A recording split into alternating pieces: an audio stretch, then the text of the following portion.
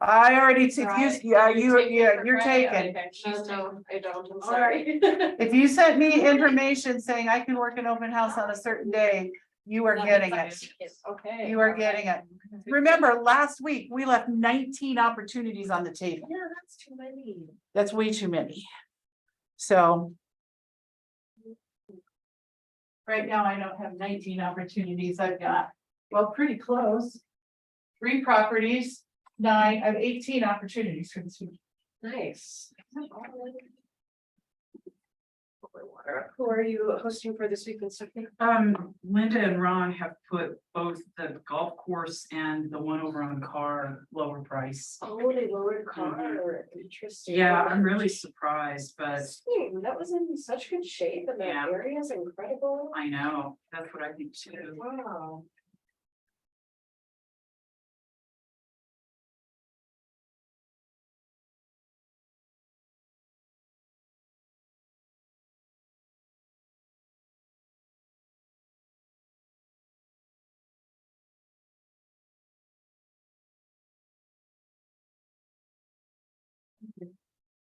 Oh,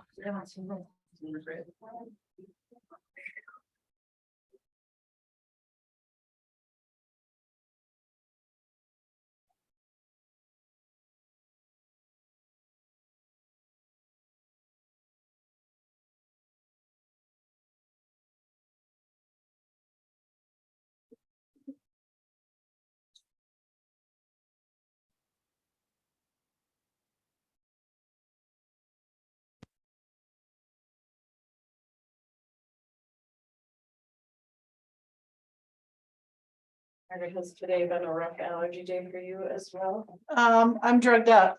It's solid. I'm not, and I'm driving me crazy. I have drugs in my office, What kind? probably Zyrtec. Is it a sleepy Zyrtec? No, Zyrtec doesn't make you sleepy, unless you take too much of it. Zyrtec and Claritin are my go-tos. All right, let me go If you get don't mind one. sharing, I would take. No, no, I took one this morning. I was like, I just feel, but it's not as bad as it is with, pine. It's not pine. It's something else. I know for me, it's cotton, and I've seen a lot of cotton in here. Oh, cotton buds. Good morning. Oh my God. Yeah, good to see you in 3D. You can't live it. Oh, they are.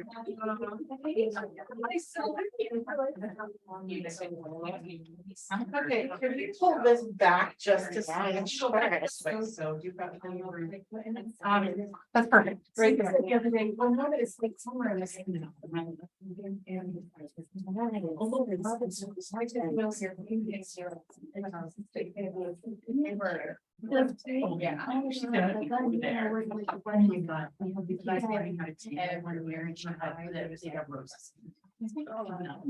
She's the one who started that racing around school, running around school. Yeah, and she did it for years and then they kept going with it, so. She's a nice mom and full of. Allie's not. Kind of, and Charlie, she's up to the Holy Family. It's so neat. My friend down in house has like girls. Started out last year. And she went to Disneyland, like orchestra, and he didn't see like a huge thing. Yeah. Look at this. Oh my gosh, show this.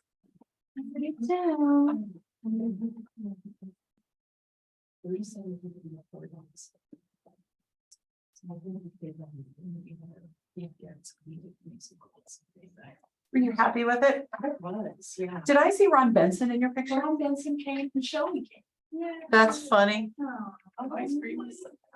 Yeah, so it was neat and lots of friends and my parents. And my mom's like, people told me what came to see me. It's so good. Whatever works. Yeah. We use our parents and our children to lead generate. I love it, I love it, I love it. All right. Welcome, welcome, welcome. All right, so. Whew. Okay, it says it's recording. I hope. Share my screen. And I have to share the thing. And I'm gonna put it up there, and I think this will work. So on Zoom land. Do you see my screen or do you see the speaker notes with it? Hold on, I need to turn on the power cord. I see your screen. I get trapped back there. We need a wireless mic. Okay, so Zoomland, do you see my screen or do you see the speaker notes with it? I see the screen. I see the speaker notes with it. Yeah, that's what I was afraid of. All right, hold on. We figured it out. Yeah, dude, I always figure it out. It just takes me a minute. PowerPoint's tough. Now what do you see? You're good. Thank you. You're good. I see Alright. same thing. Looks good. Okay, good. Your view must have been different, Lyndon, because before, if you see my speaker notes, then it takes away all the fun. So Yeah, there's no surprise. there's no surprises, which is what drives me crazy. So, let me just do that really quick. All right, so for those of you in Zoom land, once Stacy gets off the phone, I will have her scan the handouts. You don't need them right away. But we will get them emailed to you or I'll upload them in the chat. I just don't have them all digitally copied. So welcome to Halftime Hustle. Okay, so in my perfect world, we would have had this class the end of June, but that's okay. It still applies, right? And one of the things we want to think about is if, first of all, I'm going to do this. How many of you like sports or understand sports or played sports in some level? Okay, whoo. Hands up. I taught this class in Cedar Rapids 2 weeks ago. It's the first time I taught this class. So it's kind of fun because I got to test everything. And I was like, why aren't they reacting? I found out not a single person, 38 people in my class, and not a single person likes sports. What? I know. I was I like, so I completely changed my analogies very quickly and we went into driving road trips and things like that. But we just had to check to make sure we understand it. So if you're in the middle of a game, right, and it's halftime, or if it's hockey, it's in between periods 1 and 2 or 2 and 3. What happens? What happens in those breaks in this game? Pep talks. Pep talks. What does a pep talk usually involve? Just rah, rah, rah? Motivation and restructuring. And shame. Restructuring. I don't like shame. Okay. When I play ball, Coach Otis definitely, Mr. Roby definitely liked to shame us, pull our hair, yell at us, all of that. And it was absolutely no fun. Okay. Well, while we do that when we're playing football or basketball or hockey, I guess we don't do it much in baseball. But when we have that halftime period, we can apply that to our business. Right? And typically businesses run on a calendar year of January through December. Okay, so June 30th is the end of the year. It's a great time to reflect. Now, some of you that are with me are saying, but Margaret, I wasn't even here the first of the year. That's fine. Everything I'm going to give you, we're going to condense as if your year is 6 months. Fair enough? So, what I want to do is I want to play a video for you. And now I probably messed this up when I did the share, so I'm just going to fix it right now. Share screen, play the sound. Okay, it's there.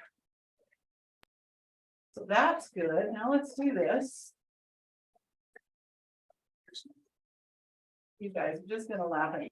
Poor Margaret. She's just having all kinds of technical problems today. So I had it up. What happened to it? An extraordinary home calls for remarkable. Hold on. I gotta skip the Together ads. the very best brands for your home, making it easy to find that. Now I'm gonna go to Zoom. Now I'm gonna clear the screen. Bear with me, guys. I promise. I do know how to teach. You can do it. I know I can. It's getting everything in the right place.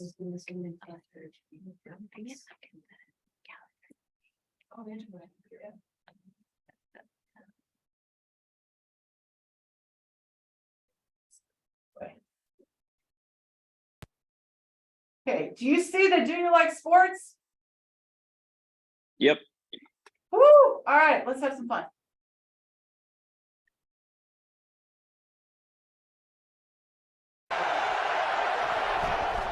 Freeman on a toss, running left. Blocker in front of him, Matthews. Good start, and Freeman breaks loose. Devontae Freeman, welcome to the Super Bowl, out to the 45. Brought down by Malcolm Butler and a carry of 37. 319! From the 33, Blunt gets it on the handoff. Ball's out. That ball is out. A flag is down. And now the fight for the football. And it belongs to Atlanta, but a flag is on the field. We'll go back to it in a minute. Play action. Ryan fires, and the pass is fought for. And Julio Jones somehow comes down with a football, showing how strong he is.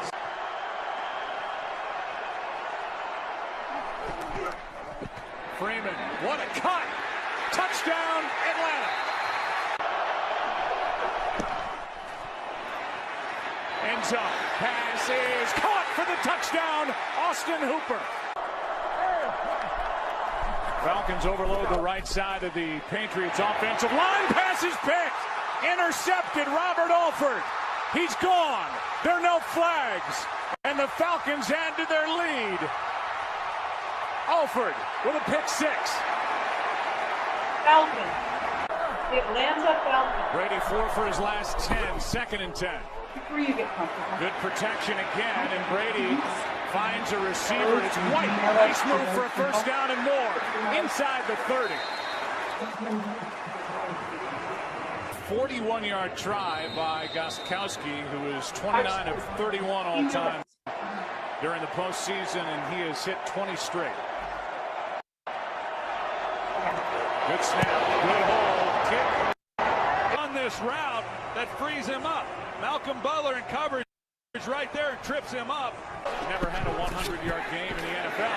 Here is Coleman, end zone, touchdown.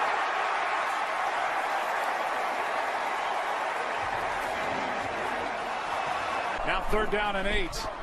Brady flushed out. Will run and get it and slide at the 20. Football and take time off the clock, and they've done a good job not giving up big plays. Now they'll throw. Pass is caught. That's White. Touchdown.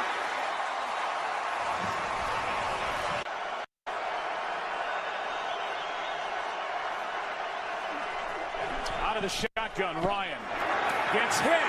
Ball is out. This is a fumble. New England has it.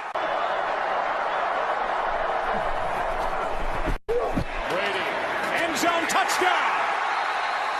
Amendola. 2-point conversion here to really apply the pressure on the Falcons. They were 1 for 2 during the regular season on 2-point tries. A direct snap. And it's good. James White.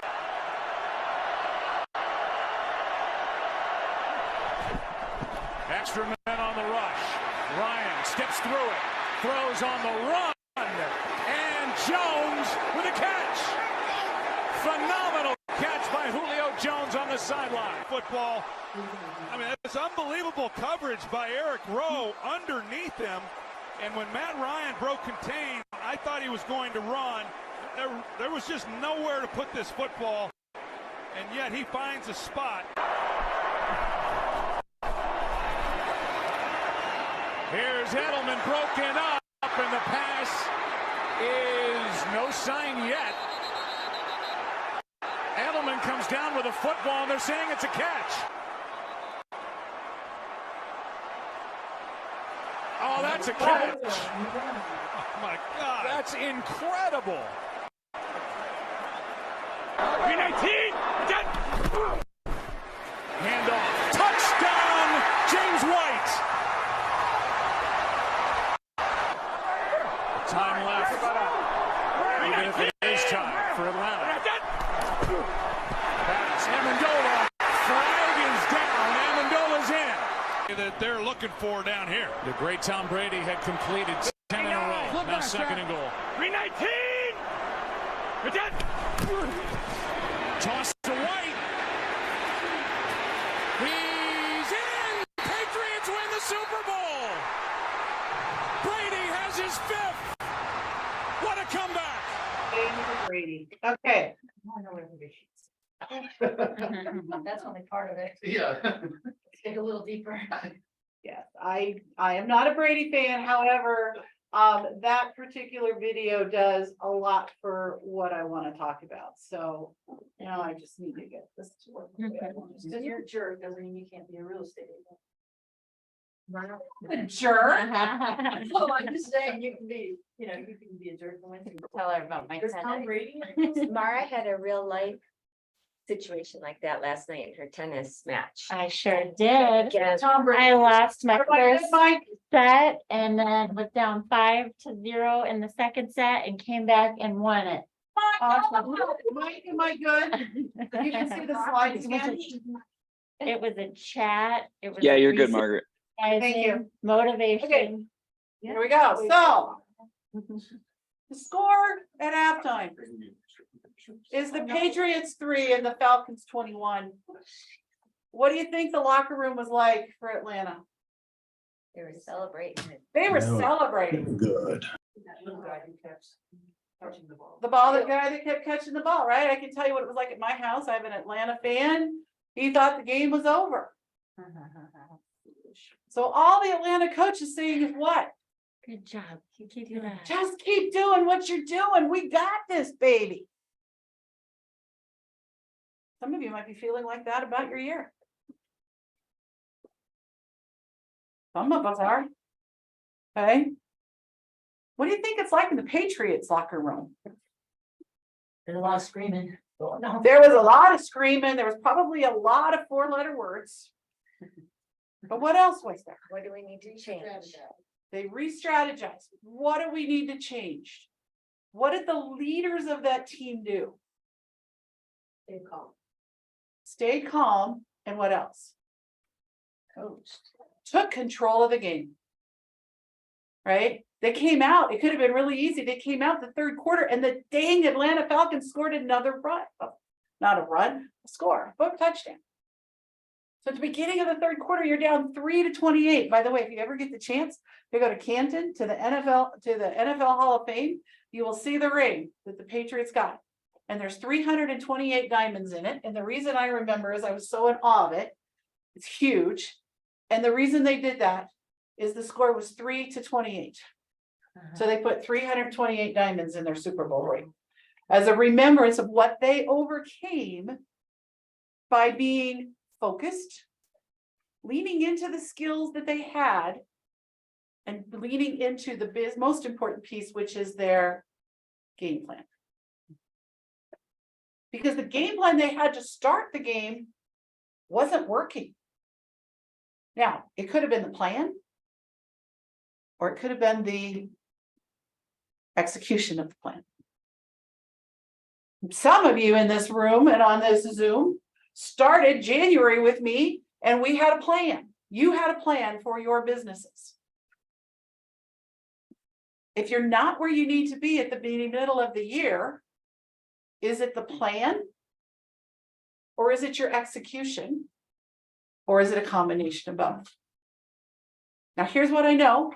So I coach almost every single person on this meeting, is that you all still have time. You all still have time to meet whatever that goal is. Okay. So you can be the Tom Brady. All right. So before we talk about the how, I think it's really important to understand the theory. Okay. So you guys might be familiar with a book. It's red.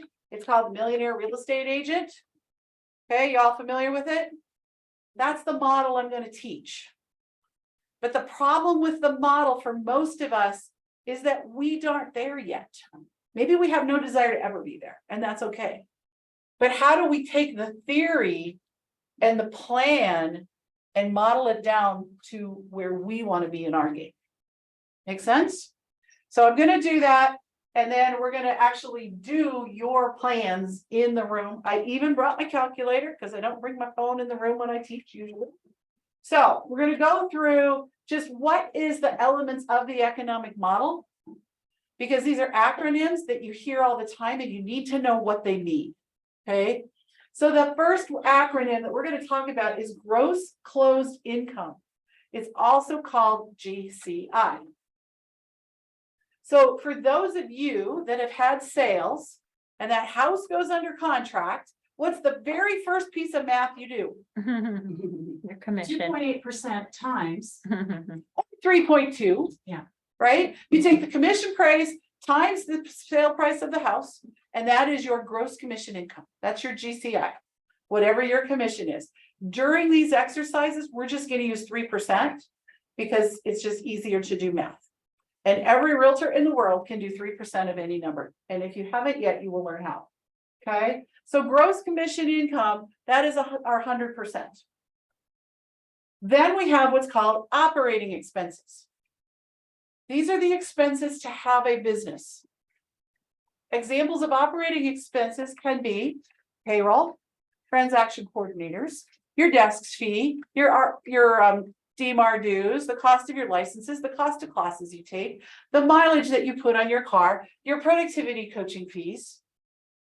Anything that's not related to a specific transaction that comes out of the true commission.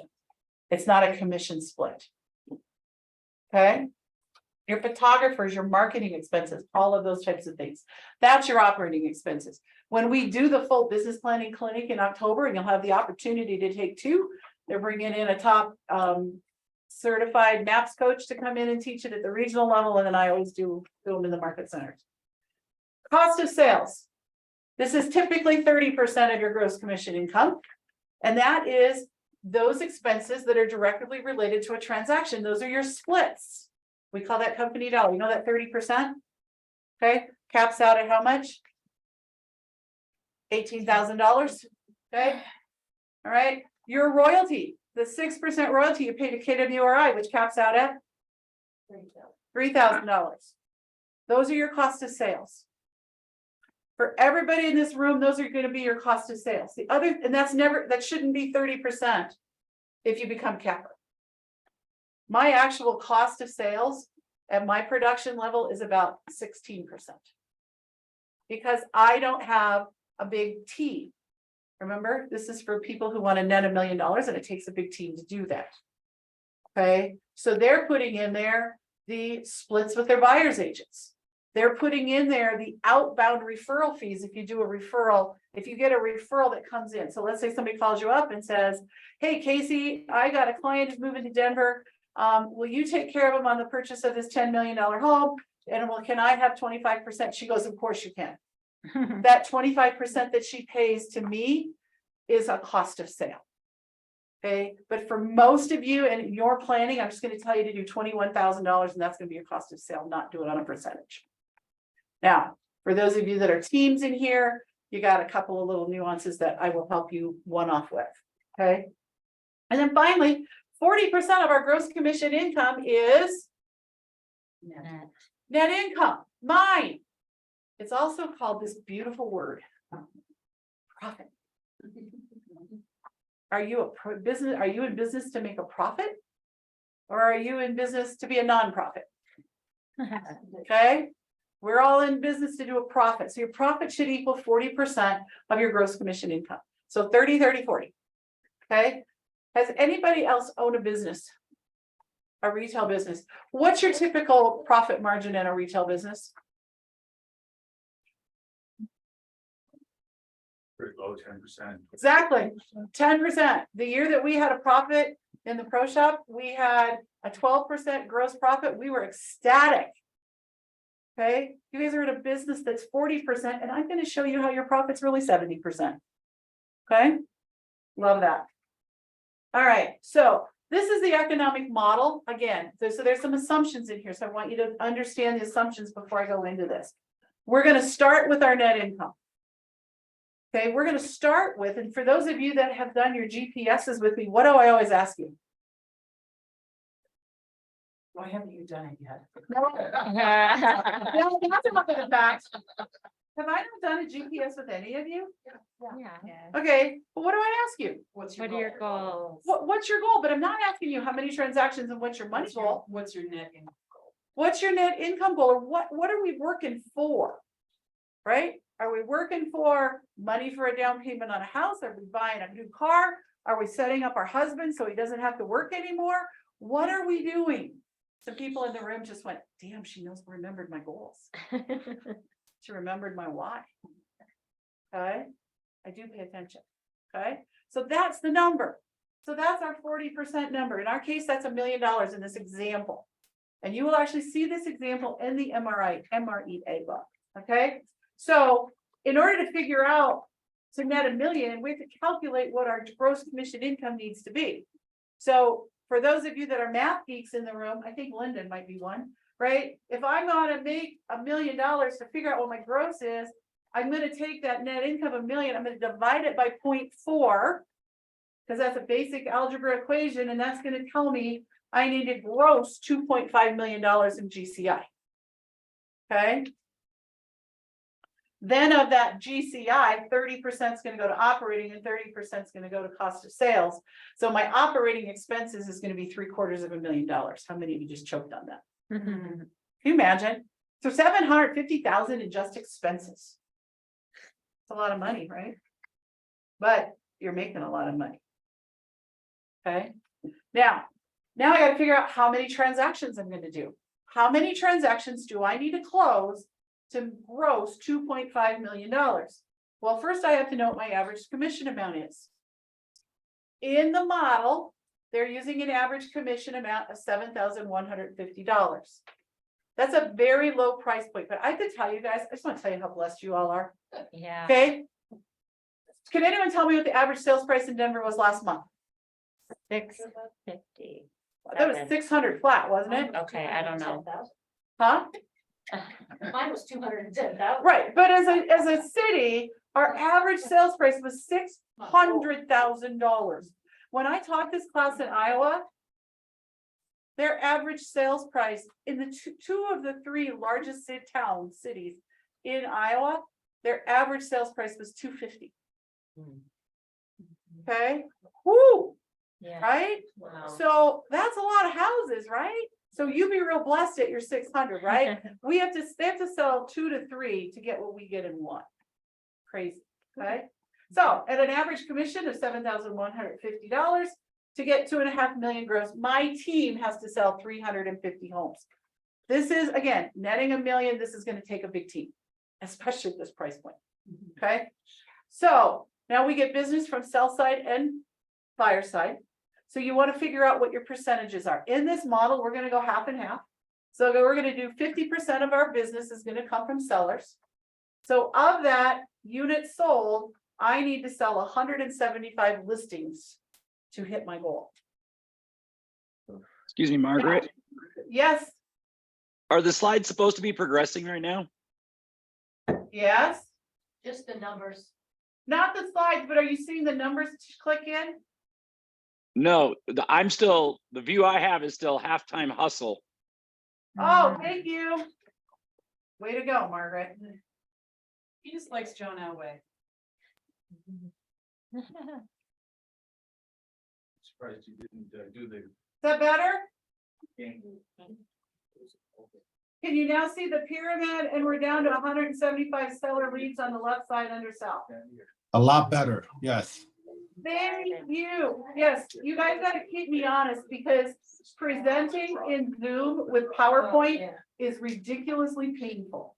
I just thought that you were so impressed with us that we were just memorizing all this. Exactly. You don't even have your paperwork yet, so you don't even know what I'm looking at. So, yeah, you guys have got the telepathy going for sure. So awesome. They should have the paperwork. Oh, they do now. Did y'all get your In the email chat? with the paperwork? Chat. Oh, in the chat? Yeah, I grabbed it already. Okay, so make sure you all grab it in the chat. Stacy snuck in and did that magically. That's why we have her and not me doing a lot of this stuff. Okay, so we need to sell 175. But here's the reality, you guys. Is every listing that we put a for sale sign in front of the house gonna sell? No, Wish. we wish, right? So we have what's called a conversion rate. Okay, so we have to figure out how many houses we need to put on the market to get 175 to sell. If you're tracking your numbers, you'll know these numbers. If you don't, the averages are 70% of listings taken actually get to the closing table. Now, I would argue in Denver, in our current environment, it's higher than that. But again, I'm teaching you the model. I'm not applying it to our environment. Fair enough? Okay. So at a 70% conversion rate, how many listings do I need to take? I need to take 250. Okay. Well, let me ask you this. Is every seller appointment I'm going to go on going to result in them signing with me? And if anyone in this room says, yes, they do, you're not talking to enough people. Okay, so let's assume 75% of the listing appointments we go on result in us getting a signed listing agreement. So that means I need to go on, for the year, my team needs to go on 333 listing appointments. Not every day. You don't even have to talk to that many people a day. Okay, so then on the buy side, 50% again, we need to sell 175 buyers. We're going to use that same conversion rate of 70%. So we need to take 250 buyer listings or agency agreements. Our conversion rate on our buyers is less than sellers. So we need to go on more buyer appointments because our conversion rate is 70%, which means we need to go on 357 buyer appointments in the year. If I assume a 12-month year, which I'm going to do when I'm running a big team. Okay, I'm going to break that down and we need to go on 28 buyer appointments or 7 a week. And we need to go on 30 a month buyer consultations and 7 a week. So my team needs to go on 14 appointments a week. Now, different price point. Okay, so did I freak anybody out? Did anyone say 14 appointments a week, piece of cake? That's only 2 a day. No. How many calls do you need to make before you can get Huh? a meeting? How many calls do you need to make before you get one of those meetings? 2 a week sounds like you could do it today. Piece of cake. Piece of cake. Don't let these old timers mess with your heads. You can do it. Then we'll be having conversations about balance in your coaching sessions. Okay, but it can be done. The truth is, it can be done. Right? This is the model. Okay. Now, most instructors, when they're teaching business planning, will say, okay, now go create your own. How many of you would do that based on what I showed you? You really don't know where to go because I didn't teach you how to change the model for your business. Because you don't have a 30% in operating expenses. So conversion rates, again, this just shows you that split. And again, I did not print out all of these slides because you guys don't need them. You just need the worksheets. Okay. So again, listing appointments become exclusive right to sell, become signs and yards, become closings. But they're never 100%. When you're playing in this volume. Now, those of us that have a referral-based business, where somebody says, you just have to use Sherry and Mara. They're the best in Spring Mesa. Well, they walk into that listing appointment, it's basically they've already got it before they walked in the door. Right? But if you're cold calling expireds or you're cold calling SPSBOs, you're probably gonna be in a, when you get really, really good, you get 3 out of 4. Okay. Same way with buyers. Okay. So now, how do we net $1 million just in our market using the same math? Okay. So this top part all stays the same, right? The math is the math. But if I use our average commission of $18,000, think about that. $18,000 average commission. That's more money than I made my first year working. Full time. I remember my salary from that first year. It was $9,500 for the year. Yes, ma'am. So if The net income is 1 million. I just can't get past this until I wrap my head around it. Okay, Where is the math coming from to get to the 750? Because that's not 30%. so it's 30% of the gross.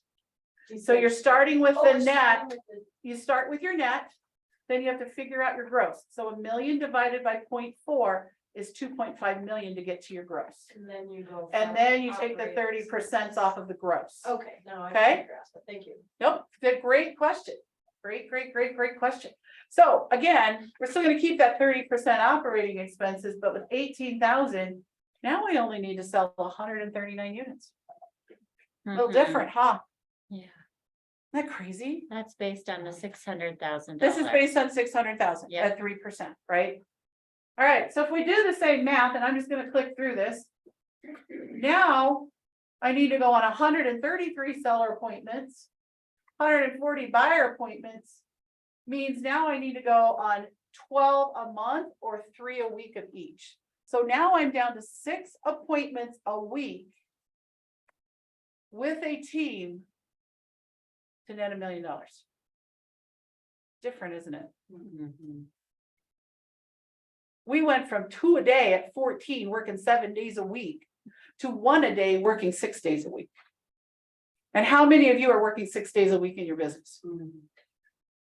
Some of you, some of us are working 6 plus, okay? So all of a sudden, did this just feel different? How many of you just went, oh my God, she just showed me I can net $1 million? Okay. Now.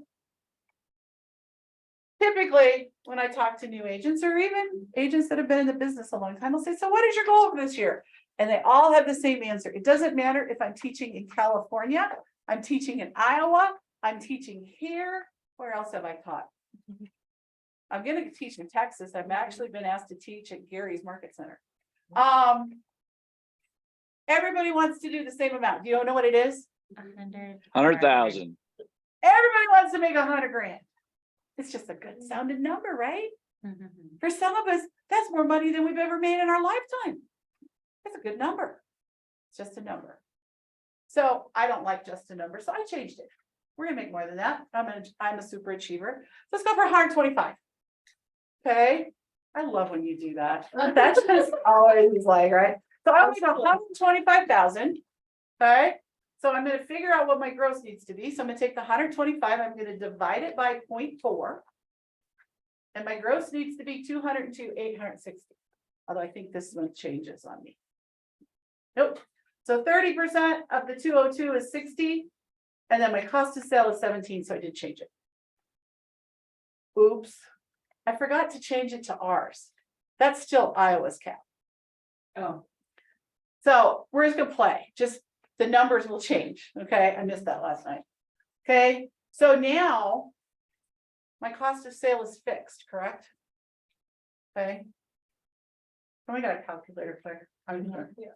Okay, so I would take the 125,000 plus my cost of sale, which in our market is 21,000. So I'm gonna take the 125 and in this math, do the 17.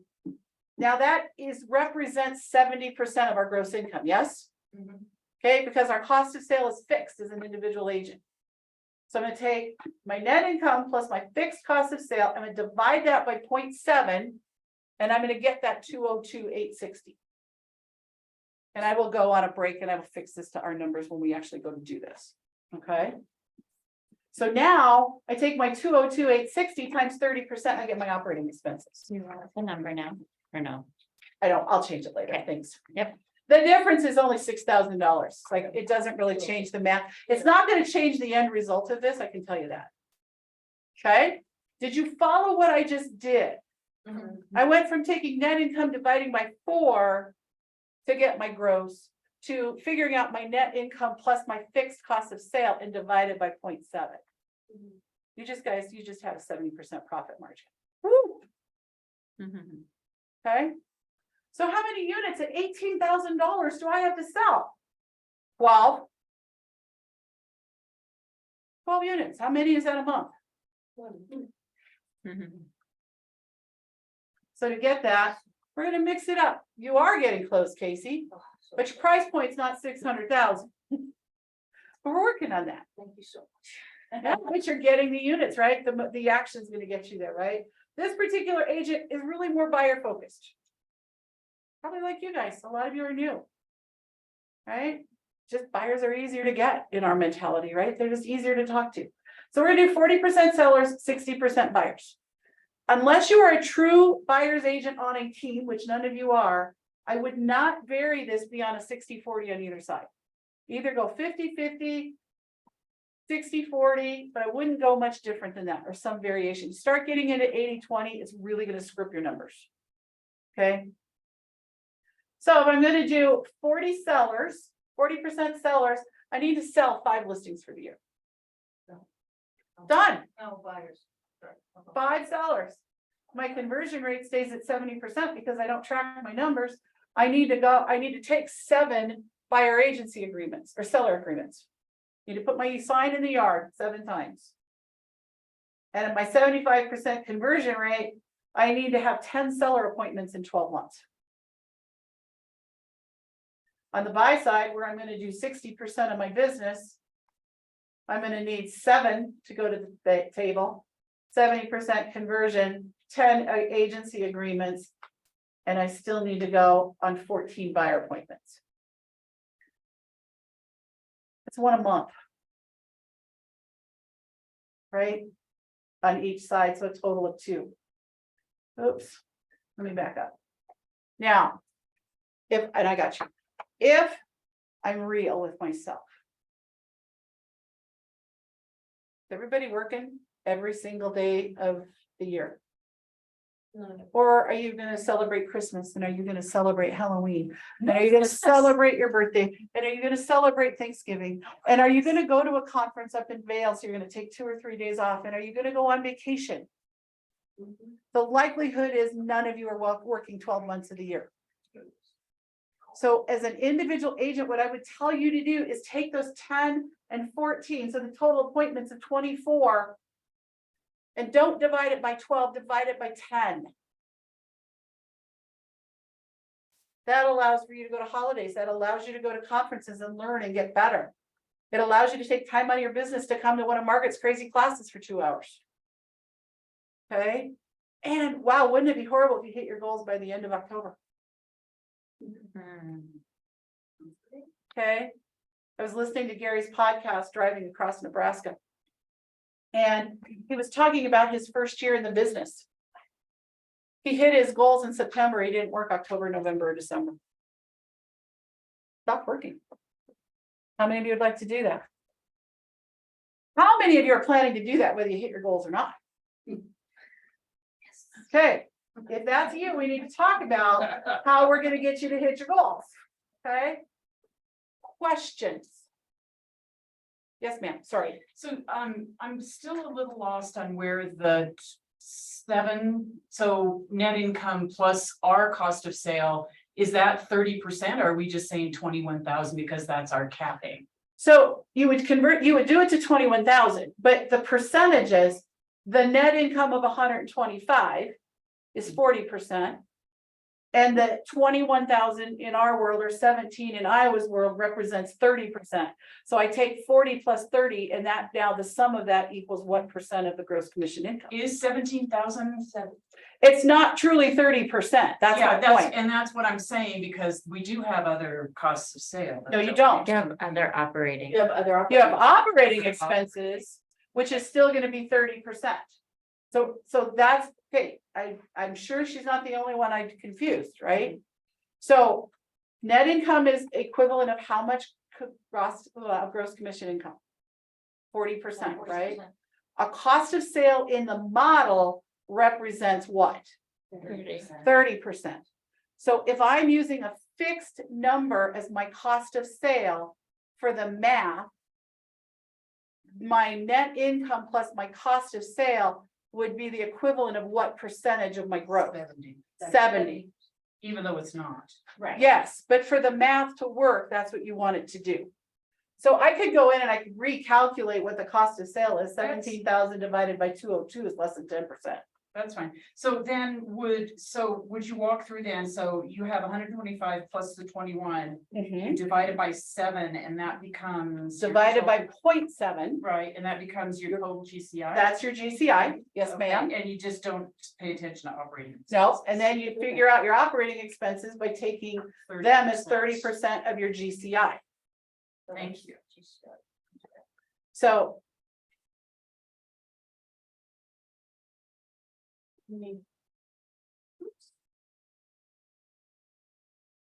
So on the board, you have to stand up. I want net income. Plus. Cost of sales, go COS. Equals 70%. And then go underneath and write operating expenses. Really nice writing, by the way. Thank you, I wanted. Equals 30%. And then write GCI, because everyone knows down below. Then GCI equals 100%. Does that help? So the confusion I have, and I'm using slightly different numbers, is I'm coming up with a lower GCI when I divide my net income plus my cost of sale by 0.7. I'm coming up with a lower number than my net income. Divided. Then you're not dividing, you're multiplying. Oh, I did multiply. Yeah. Good. They're different, Stephanie. I thought you were a teacher. I Oh, was yeah. a math teacher. If you'd like me to just explain that. But I'm sure she could teach us anything. On Zoom, are you guys understanding this? What questions do you have? No, I'm like, oh, no, that's it, yeah. That works. And then Are we good? Yes. And then time. Times 0.3, right? So here's what we're gonna do. Okay, so on the first page of your pamphlet, so hopefully you guys all pulled it off the chat. You're going to do your business plan, but I want you to do a 12-month plan. Okay, we're gonna get into the gap piece, but I want you to do a 12-month plan first. Okay, so start with your net income. And use this formula that's over on the board, and I'm gonna throw it in the chat so that you guys have it as well. But I want you guys to do your own. Questions? For 12 months? For 12 months, yep, we're gonna start with 12 months, yes, ma'am.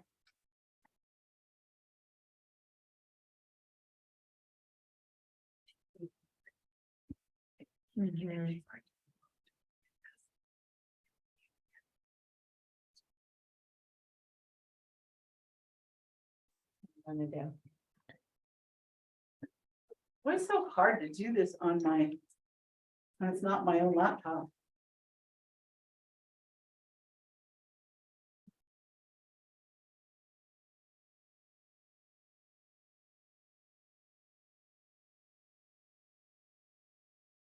That's for those of you that are on Zoom, what I just put in the chat is the formulas that we wrote on the board. And then what I'm going to do. I'm gonna be back, just give me a minute. I'm gonna go fix my nap.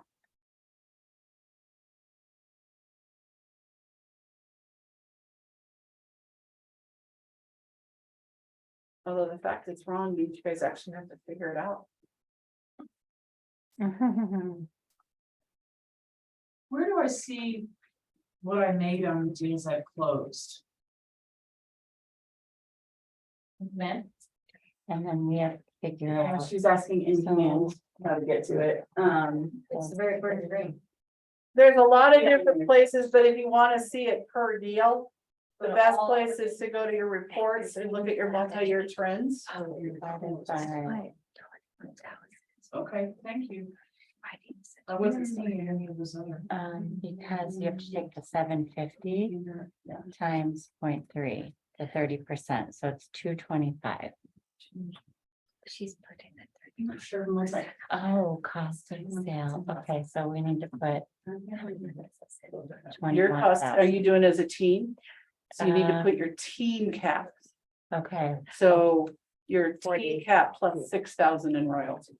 I don't see that consistently. It doesn't come up. no, it's not 42 though, 'cause it's Sometimes it's 13,000. 21. It's 26 our total plus 12. I think we still have to do. Oops, what was that? Okay, 13. 22. Plus we each still have to do that.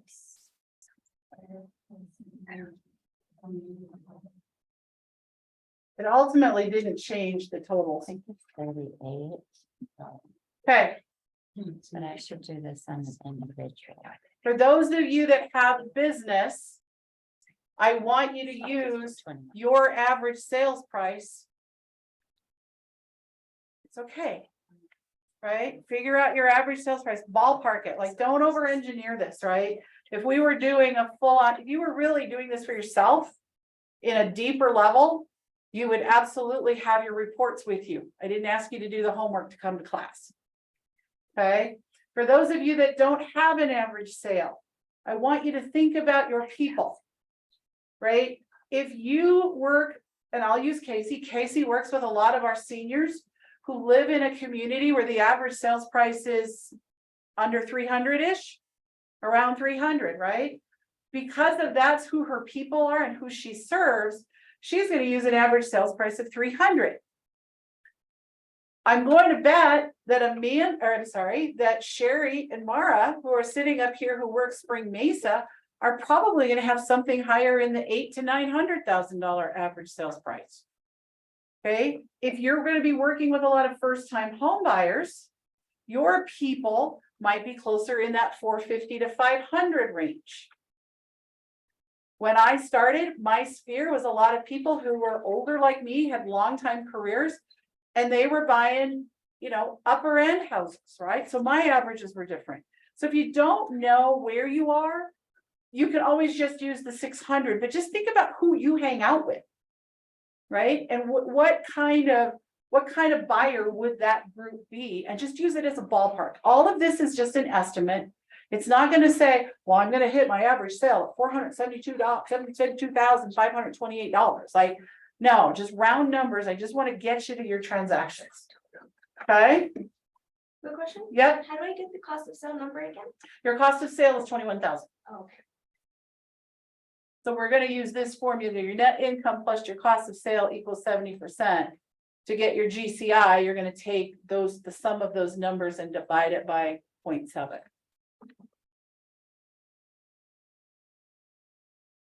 So take your net income plus your cost of sale and divide that by 0.7, and that will get you your gross commission income. Why do we say that the cost of sale is 30%? Because in the model, it's a full 30%. Remember, if I was netting $1 million in the model, it absolutely would be 30%. You all don't have big teams netting $1 million.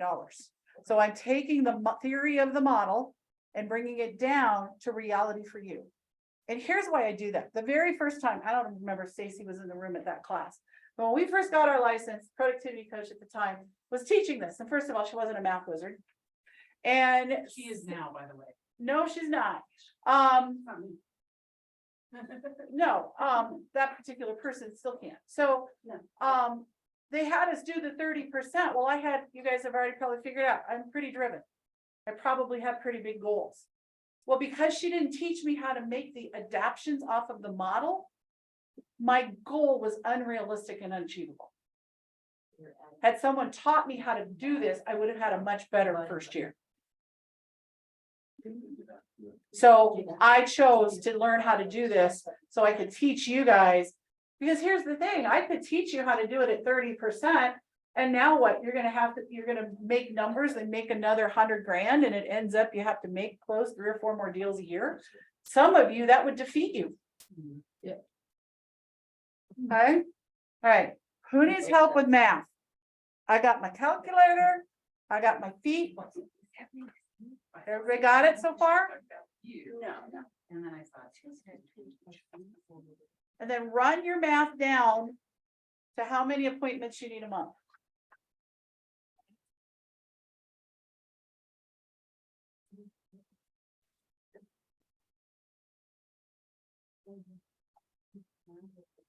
Yeah. 30% of that number, Steve, 30% of 208. I'm doing this combined. Right, no, that's what you should do. So 324 divided by 0.7. That looks high to me. 320. You might be right. Oh, this is a cool graph. I know. Yeah, Wait a minute, that number's we skipped wrong. up a little bit, kind of like. 300. Seriously wrong. How? 325,000, right? So 300 plus your 24,000, right? So 324,000 divided by 0.7. Mm. Whoa, okay, so then mine's wrong too. 150 plus 21. I'm just doing, Oh, of course, I got lots of them. If you want another set to mess around with, feel free. Okay, I'm gonna come around and make sure you guys are starting with good numbers. oh, 70. So we're using it for the. So let me check your top numbers. So 40 net. Oh my gosh, it's been so confusing. Let's see, just go off the first. 230. Okay, I That's right.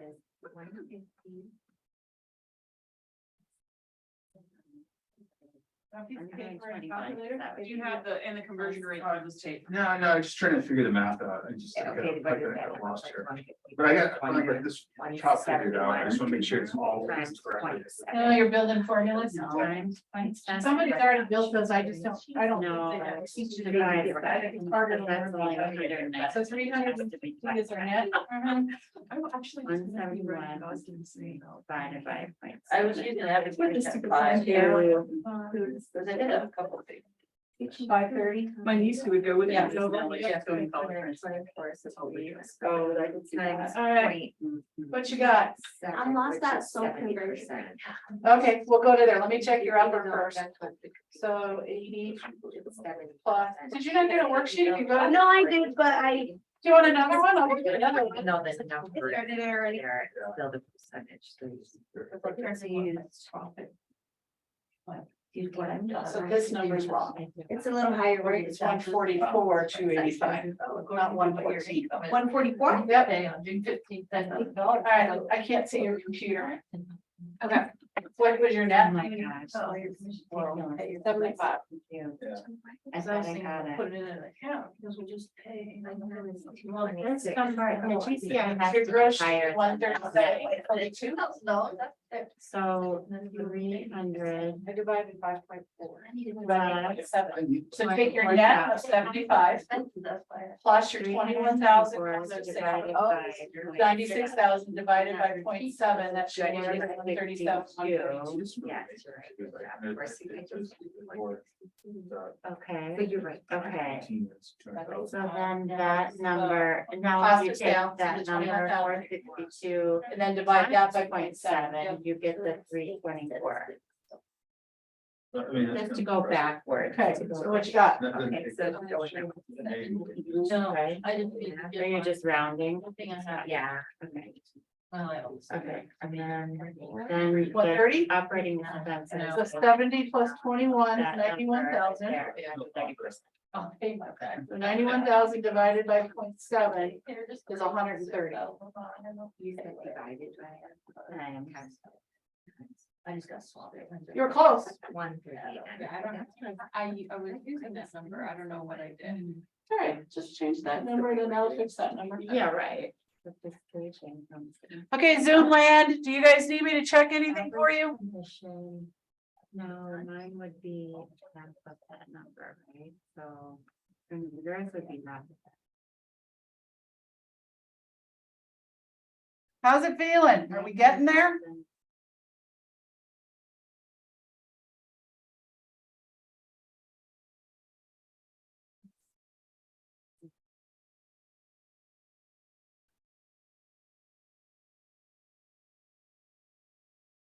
Wait. 0.03.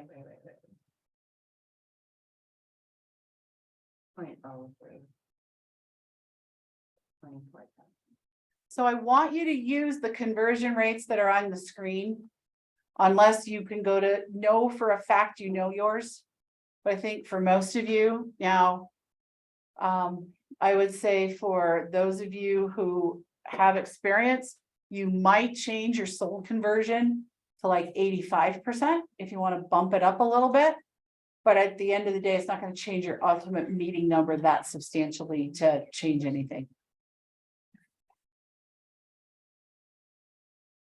So once you have your units sold, that's when you decide, am I going to be 50-50, 40-60, 60-40?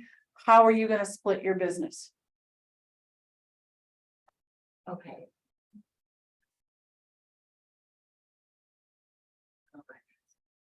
This number divided by this number. Yeah, it does have the equation, the things you push in the button. It tells you divide, multiply.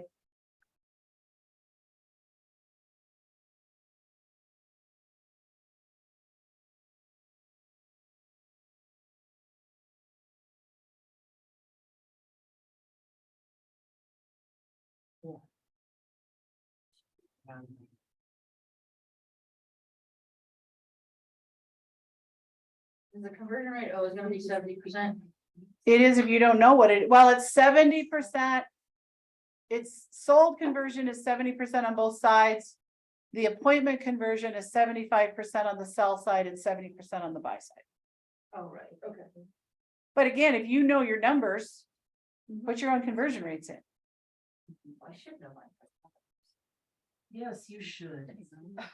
So I don't like the word should. I'm gonna remove that from the coaching vocabulary. I I hate that word. A should and could have are like guilt words. They're guilty words. And we're not guilty. We're just getting revenge. we're just always growing. Always growing. It was revenge. Okay. So you got yours all done? I think I do. Okay. Conversion rates, let's just use. Yeah. I think I don't have that. Well, I'm not feeling great, but I feel like it's doing. I don't have that. I think I thought I was just gonna have a really big. I don't have- ask you eventually. I didn't get better at that too. But now maybe not. How are we doing out there? In Zoom land, if you're done, give me a thumbs up, either with your real thumb or with an emoji. Because some of you are off screen. It was nice to be. If you need help, holler. How do you get to the 14 total buyer? So on the buy side, so 60% of the business of the 12 is going to come from buyers. So 12 times 0.6 tells me I need to close 7 buyer transactions. Right. Not every buyer that I sign an agency agreement with is going to get to the closing table. So using the conversion rate of 70%, meaning 7 out of 10 buyers will, how many buyer agencies do I need?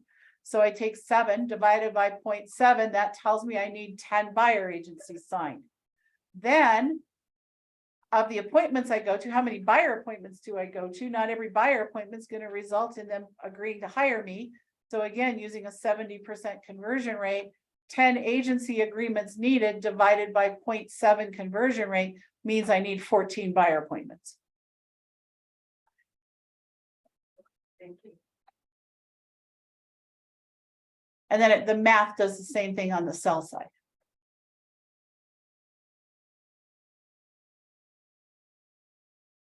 I also typically round up in this exercise. But sometimes that can get a little wonky. So I really kind of started how I changed how I talk about it. So in order to make 125,000 in a year profit, this individual needs to go on 2 appointments a month. That's it. I just have that. Say it out loud, Liz. Is Say it. that realistic? 2 appointments a month? I mean, making that happen is realistic, but then is that, I guess, I mean, this is the answer to my question. Looking at the numbers on the screen. Yeah. Great. So now let's have a little fun before we move to the next exercise. Yes, because I have time for the next exercise, yeah. Because this room has a clock back there. Of course, I made you move it, right?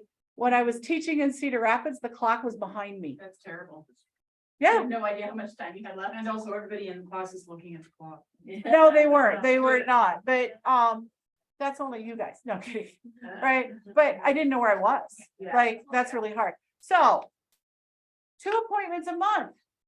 My next question is, what do I have to do to get it?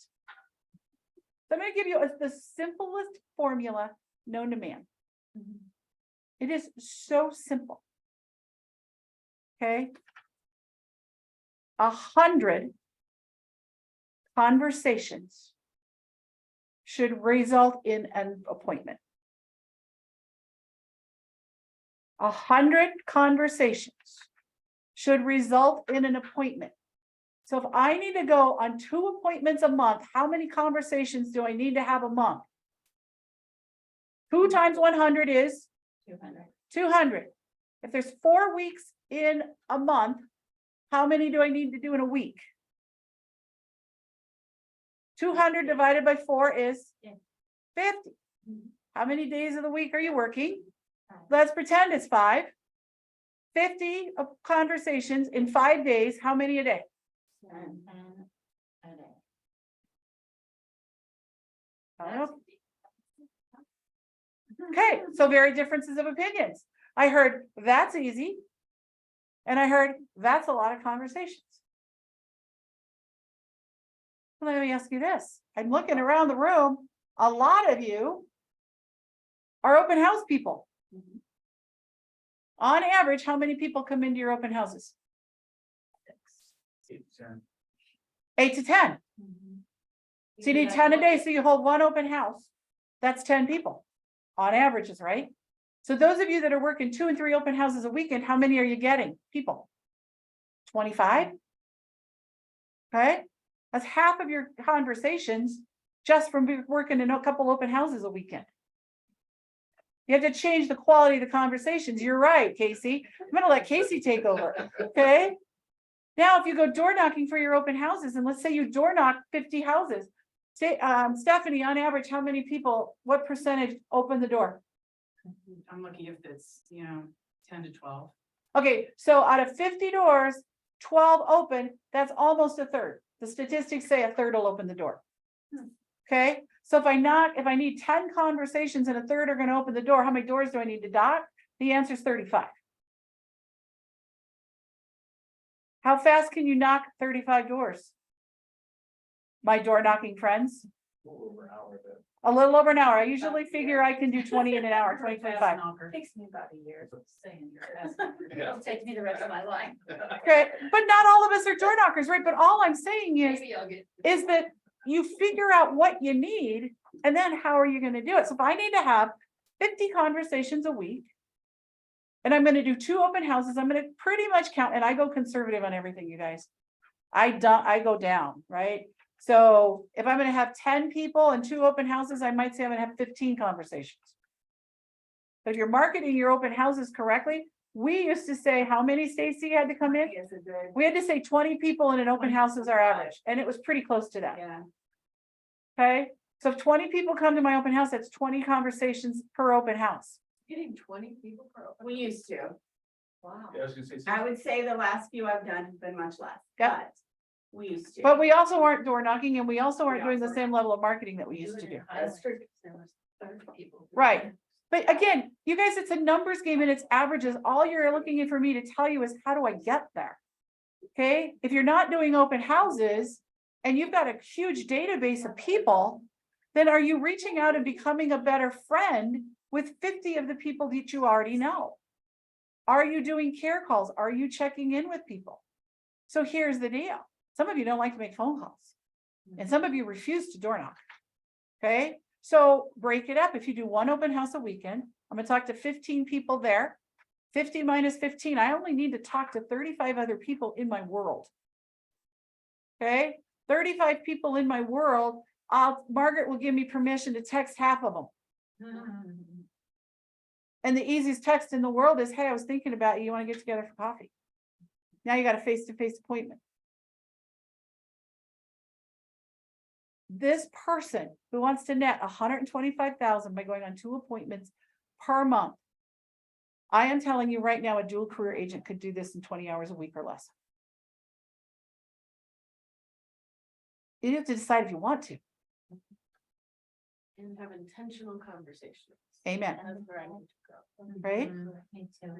Right? Those intentional conversations, those conversations at open houses, right? Some of you watched and participated in the open house mastery that we did with the Lantern Home Group. And you made changes to the conversations that you're having in open houses, and you're having crazy success, and I love it. But you didn't get there overnight, right? So for those of you that have been in the business for 2 weeks, maybe you need to have more than 50, maybe just go to 60. Now, how many are you currently having? My question is, how many are you currently having? And if it's not enough, then you need to pump it up, because here's the beauty, it's halftime. You are the coach to this business. Okay? And you're going to coach this team to win. Okay? Questions on Zoom. I know this is a hard class to take on Zoom. Questions? Mike, Landon, Don.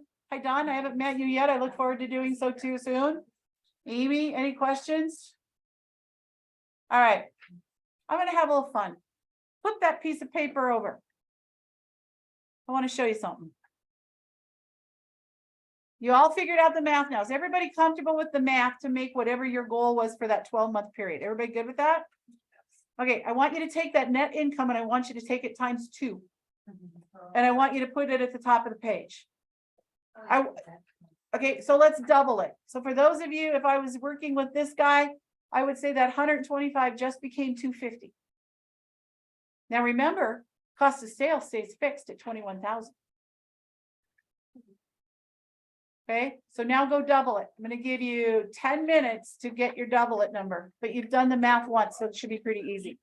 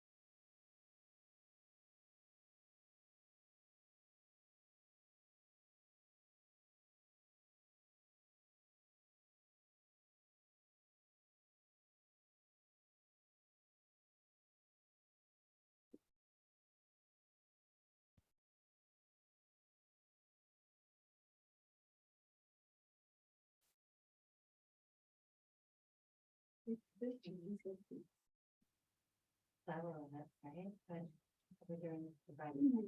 12 or 10. We're doing Yeah. Okay, divided by 10.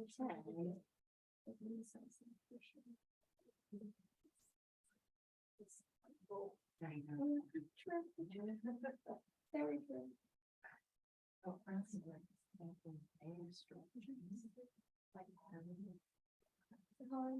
no.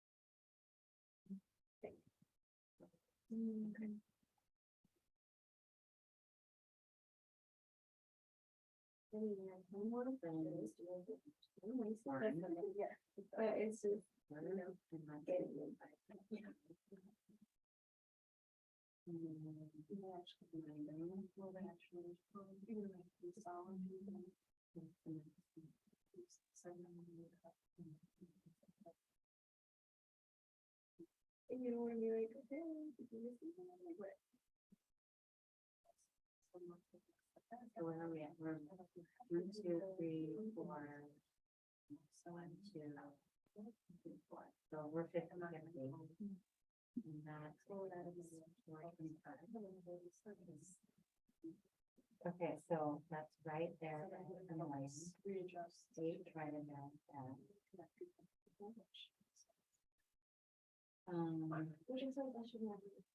Okay, so let's say it's 7, 8. Totally agree. Yes. 6. Here's my total. Point oh 2. It's 197.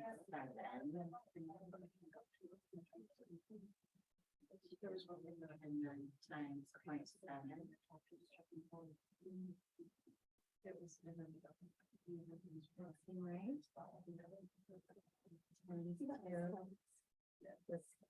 Okay, so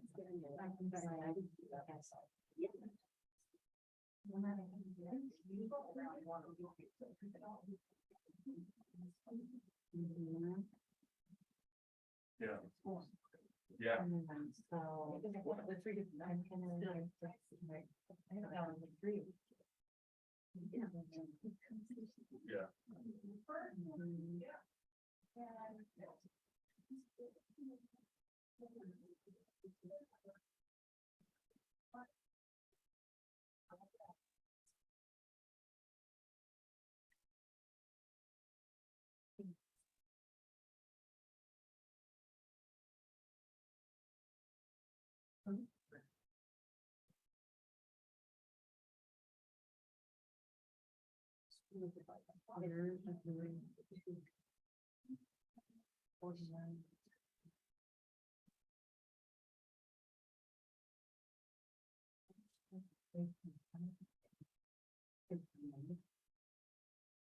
You know what I mean?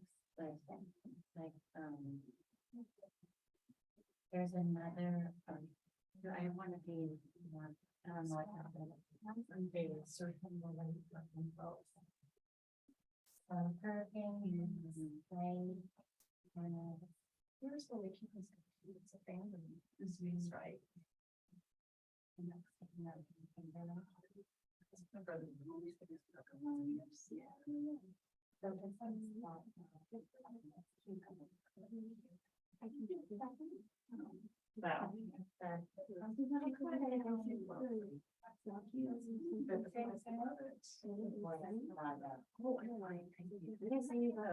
and something, no, this is okay, let's see, like this.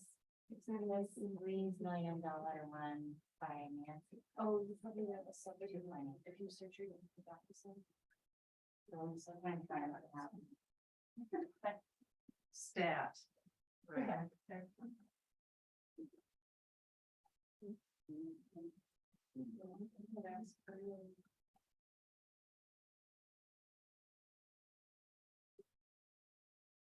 I guess I was one word. What is it? Yeah. But I would ask because it should come from.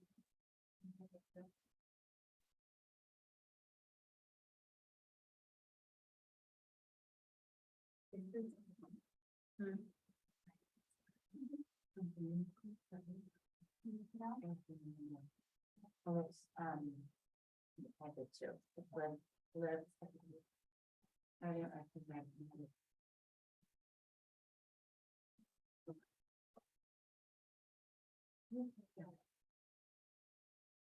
No, right?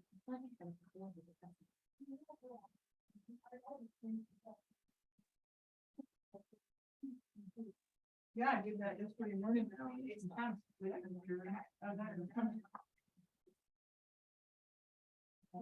Production, so.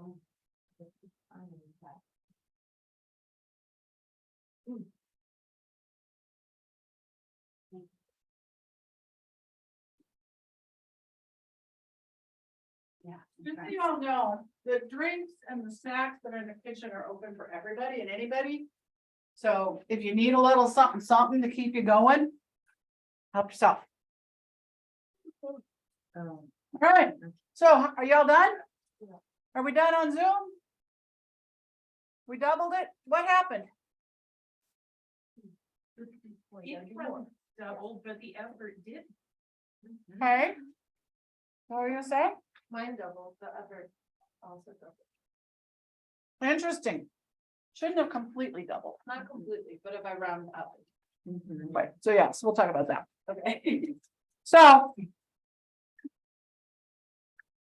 I very quickly doubled Mr. 125 to 250.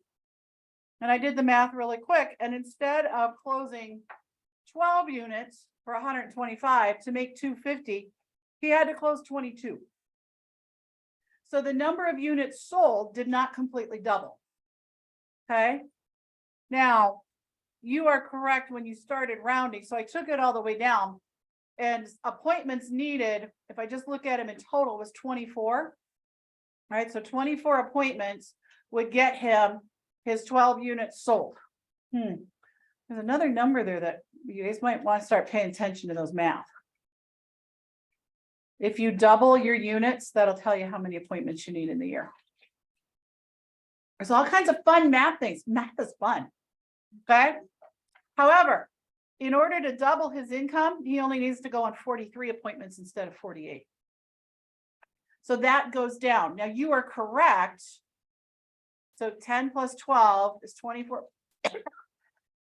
24 appointments to get to 12 units sold. To double his income to 250, he only needs to go on 43 appointments, which is less than double of the 24. Okay. That's huge, right? That's 5 appointments he doesn't have to go on. So you are correct though, when you start messing with it, right? When I took it down to the number of appointments per month and I took 43 and divided by 12, it rounds up to 4, which absolutely doubles. So I wrote it 3.5 appointments per month. Because you're going to have those appointments that one appointment is both sides. Right? You start moving up, if you start getting up and you're doing open houses and you're marketing to people who are move-ups, they're probably going to have a house to sell and a buy. One appointment, 2 pieces of business, right? So if I was coaching this guy, I would say if you went on 1 appointment a week, you would blow out $250,000 a year net. 1 appointment a week. How many conversations is that? 2 a year. Do it easier. 2 a year. 4 a month. 10 a day. No, it's not. 10 a day was if I needed 2 appointments. If I need 100 conversations to get an appointment, how many appointments a week do I need? I'm sorry, how many conversations a week do I need to get an appointment a week? 100, There we go. Which is how many a day? 10, 20. 20. That is so much fun. 100 divided by 5. Okay. Now, for some of you, 20 sounds like a lot. Oh, that's a lot of thought. But remember, conversations are not always voice to voice. In today's world, we have so many more options with text and email. And again, pretty easy to have 10 or 15 conversations standing in an open house for 2 hours. And let's be honest, if you were going to have 20 conversations, so how many of you actually, honestly, set aside time to have conversations and pick up the phone and call people? Anybody? I have now, but that was literally as of last week that I started time blocking. Okay, so on average, how many conversations, if you're dialing, if we all picked up our phones and sincerely dialed, none of that fake stuff that you all do, right? But if we sincerely dialed phone numbers, what do you think the number of conversations are you could have in an hour?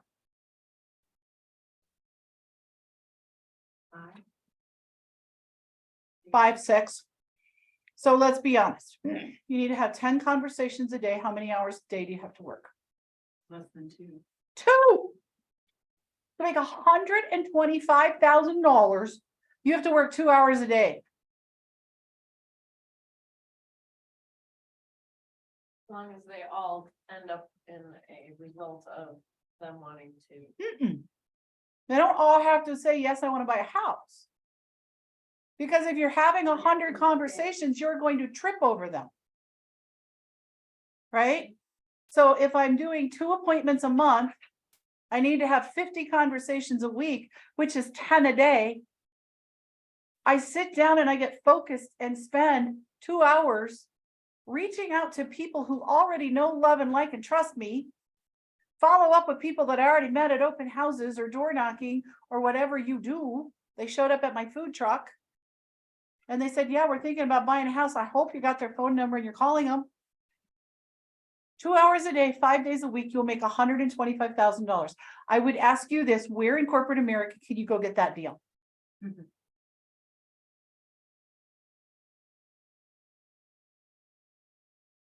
Now, if I want to make 250 and I need to have 20 conversations a day, how many hours is that? 4? Is 4 hours a day full time?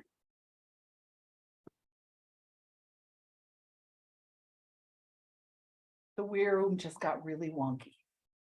The energy in here changed like there's no tomorrow. My point is this, you guys. If you are focused for 3 to 4 hours every morning, or at the beginning of whenever your day is, all right? Because some of you I know have other things that you do in the morning, so maybe your day starts at 1. There's no reason y'all can't be making $250,000 a year. And I just proved to you it's easy. It's mathematically easy. Talking to people is easy. It's getting out of our own brains to go do it. Okay. Questions, thoughts, comments? Nobody ran away from Zoom yet. That's a good sign. Okay. But we didn't come to talk about what we're going to do in 12 months, right? Margaret, the name of this class was Mid-Year Business Review. Yep, it was. Some of you have gaps from what you started. Okay. Some of you are going to have a new goal that's going to be from now till the end of the year. Okay. And that's okay. But I want to talk a little bit about just how to fill the gap. And so hopefully I got this fixed correctly last night. So if you go back to our guy, his goal was 202,860 in GCI, which was 12 units. That was his beginning of the year goal. Do y'all remember that? Say yes, please. Yes. All right. So what he's actually done year to date is he sold 103,459 in GCI, and he's closed 5 units. So his gap is $99,401. And his gap in his units sold is 5.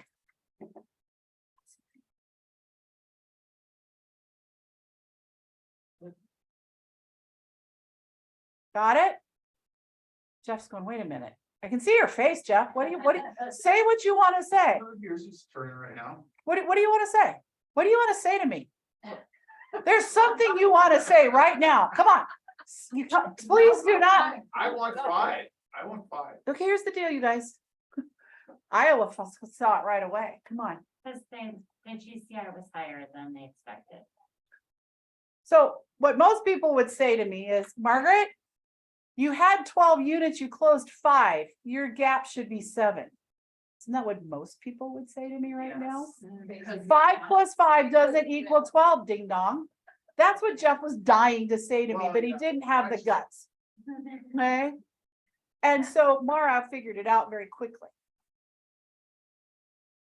If you look, you can gap this different ways. I chose to gap it based on the GCI. So this particular individual is selling at a higher price point than what they originally did their plan on. And as a result of the higher price point, they can still make the $202,000, but they can do it in 10 units instead of 12. Now, you have to look at your business. If you had a Bluebird deal where your normal average is, say your normal average is 800,000, and you close a $2 million deal, which inflates your average, you might not want to figure out your units sold gap based on your current year-to-date average. Adjust for the Bluebirds. Does that make sense? The year I sold a $4 million house, I had to adjust for the Bluebird, because otherwise I would have just never worked the rest of the year. Okay. So, but this particular individual goes, my clients are all in this, my pipeline's right in this same area. I can adjust my unit goal. So for those of you that were with me at the beginning of the year, figure out where your gap is, not from the 12-month goal we just did. Go back to your original plan. Hopefully you know where it is. Okay. Then you do the same math. This guy needs to sell 5 deals in the next 6 months. So we do all the same conversion rates. And if we're going to do it, he needs 11 appointments.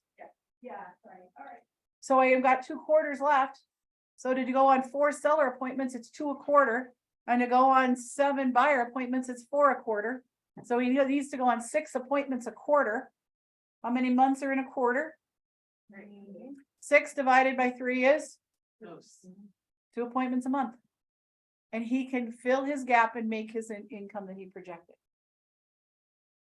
So what I want you to do is, or 2 a month, okay.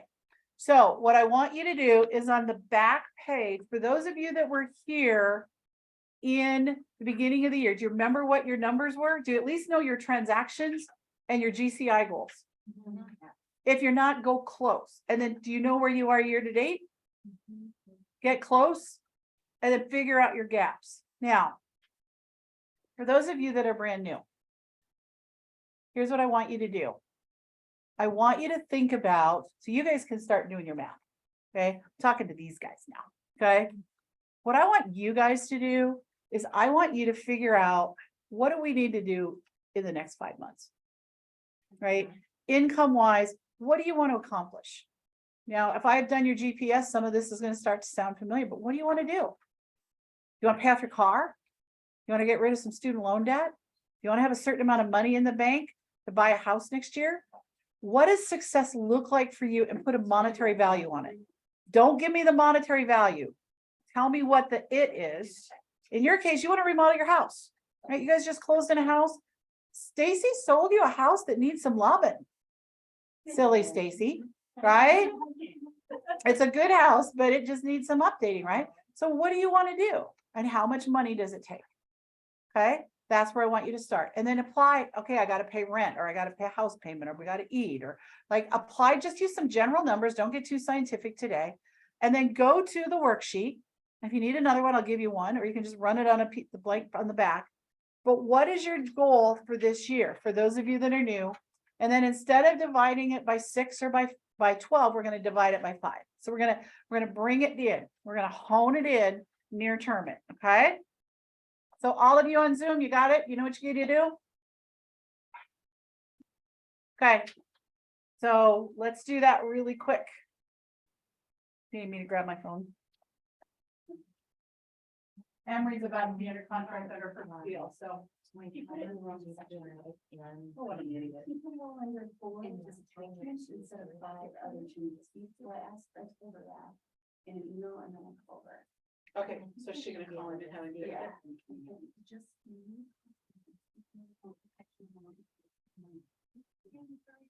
Oh, okay, okay. That's it, right. You see it? I go with my first one. Oh, he didn't put it in section 5. $30,000 Yep, he needs to fix it. And she knows that one. Yeah, awesome. Thank you. I mean, here's the reality. They could just sign the damn original offer and fix it in an amended stamp. They could, but if. I don't wanna fix it in that counter that way though, No. cause Bob will get me on that one. Whatever. Easy to do. You just put it in the wrong section. Okay, you guys got your plan? You know what you're doing? Okay. So, this GCI is, oh yeah, it's both of us combined, our team GCI right here in command.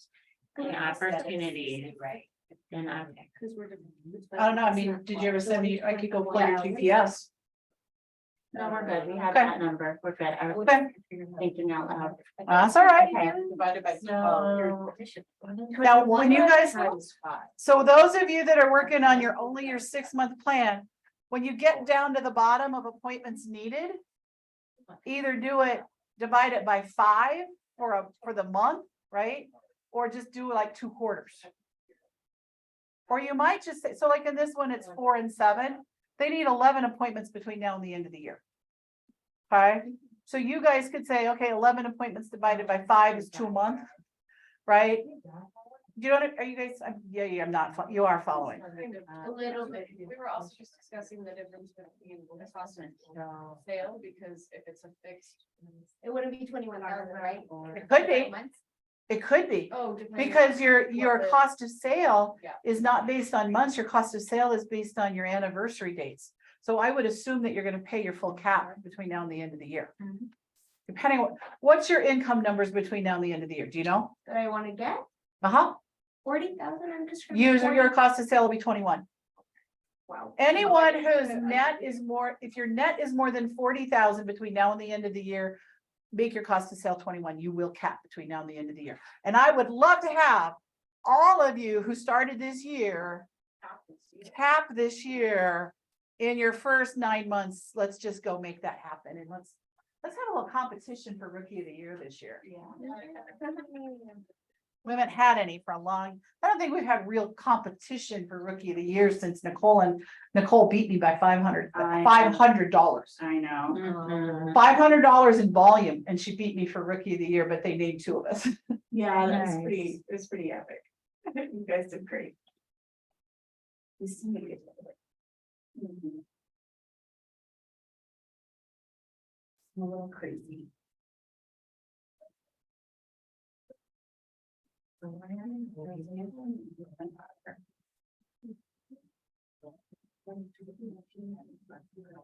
Higher than what we put in. Now, if I knew you guys, Yeah, I'm adding in my July yeah, and dividing it by Close. 5, yeah, okay, yeah, okay, because Good your idea. July made up a lot of ground. yes. I did.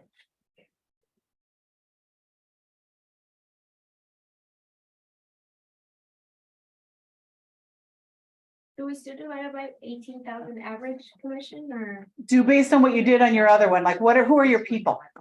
Right, if your people are $600,000 buyers, yes. If they're Casey and her seniors with 300, she's probably using 9. Right, so Oh, I did You did five? 300. you're selling more than 100, you're doing your net when you do that. Oh, You need to do it by 9, so go rework your numbers. that might feel a little better. Use 3% of your average. Oh. Yeah, but it'll make, well, if you like the numbers that you ended up with, Those numbers at all. all right, so they made you work a little harder than you expected to, huh? So I don't. Okay, we put the down. Systematic powers, I'm gonna tell you, real estate's the wrong career, you need to hear that. Okay. I'll just mess mine up. Oh. Right, did we? Please on the back of your thing. Yeah, it's budget back. Just use that one that I just gave you. Okay. There you go, start over. I mean, your top numbers aren't gonna change. It's only gonna be that your average commission is 9,000 instead of 5, because you were figuring on your net. I was, Right, you wanna do it on your gross, okay. because I think you're gonna cap next month, aren't you? Oh, I already kept. Yeah. I believe in the month of July, we will have 2 full first-time cappers. Yeah. Nice. Sarah. I think Sarah capped yesterday too. Yeah, lots of good stuff happening. Sarah hasn't camped before. She was right here and she reset. See, I reset in November, so I've gotta do this Highlands. Sloan's Before Lake then. before then, and my listing before that, Yeah, and then I'll have some, I can pay my taxes, so that'd be great. yes. It's important, yeah. And then you can go to Phoenix next January. I've already paid for that. Did you write your hotel booked? Well, I have it on here right now, but I don't remember when I fly in. Okay. All right, how we doing? Huh? No, I bought a trailer, so my, those little board, our board. We did, so I have cap on there, I have buy a trailer, Karen already retired. Look at you, what was the other one I had on there? I don't remember. And then I had my basement paid off, which is not happening very fast, but I bought a trailer. I don't play enough in it. Not saving that first. I bought a trailer, you bought a trailer. Well, your July's not gonna be in there because they haven't closed July at the market center level. Oh, we took our big vacation. So that's- Oh, yeah. Yeah. Educations are great on The basement is taking forever. That's why I don't run my business totally on those tools. I run my business in Excel. Oh, instead of, and the thing, I know. All right, well, when you've got 5 closings this month and they haven't closed yet, they haven't closed the books, it's not gonna show in CSU, it's not gonna show in Command. Right. So that's why those things don't always work. Well, and I run mine in Excel because. It's easier. My tax person likes it. It's not- All right, I'm trying. so, My- gappers. So this half of the room, Yours better. Yeah. the half that won't stop talking. Missed. Yeah. That works. But then we all clap back, that's what. Oh, yeah, at coaching conferences, they say, if you can hear my clap, stop talking. And then they just keep doing it until everybody in the room is clapping. So, but I only had to clap once, because the second time I missed. I'm not used to that. So this part of the room, the gappers. What'd you find out? Where are you at? No, not yet. I'm just trying to calculate our GCI. Okay, so part of it is we don't have our numbers here. Okay, but if you use their ballpark numbers, where you probably didn't, you just stopped. Did you freeze? Because you didn't have your real numbers? Yeah. Casey, what did you find out when you looked at your gap? Oh my God, she's Well, got an originally HP my 12. gap is huge. Because I had my commission on this one is 30,000. I don't know But, where I but if was. you go back to the GPS we said at the beginning of the year, how many units did you have? So I had 11. Based on that amount, I had 11 buyers Okay, that I had to close, all right, and I had 7 sellers. okay, so 18 units. So 18 units, Okay. what my old one, what my Okay, and current so one is. year to date, where are you? I have 5 buyers. So I have 2 more buyers, or 6. Now, just tell me, how many closings have you had year to date?